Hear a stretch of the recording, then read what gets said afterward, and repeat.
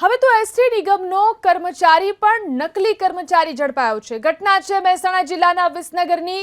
Mehsana Visnagar ST બસમાં ticket checking વખતે ધવલ સોની નામના મુસાફરે પોતે સ્ટાફમાં હોવાનું કહી અને રોફ જમાવ્યો। એટલું જ નહીં, તેણે નકલી આઈ કાર્ડ પણ આપ્યું। જો કે તેની કરતૂતનો ભાંડો ફૂટતા તેણે રાકેશ પટેલ નામના શખ્સને બોલાવ્યો।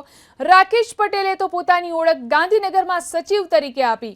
જો કે હોબાળો થતા રાકેશ પટેલ ભાગી ગયો।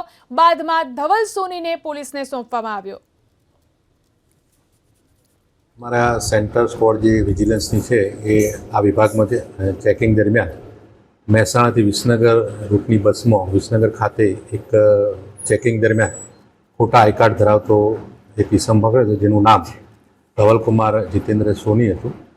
આઈ કાર્ડનો એસટી માન્ય જે એસટી આઈ કાર્ડ હોય એના કરતી અલગ હતું અને જે ઓળખાણના પુરાવા મળ્યા એમાં પણ ખોટા જણાતા એને વિસનગર ડેપો ખાતે ઉતારી અને કાયદેસરની પોલીસ કાર્યવાહી કરેલ છે। એમાં ઓર્ડર જે એની જાતે કોઈ બનાવે ડુપ્લિકેટ બનાવેલ તો એમાં સિનિયર ક્લાર્ક તરીકેનો એવું લખેલું હતું, પણ એવી કોઈ પોસ્ટ નિગમમાં હતી નહીં।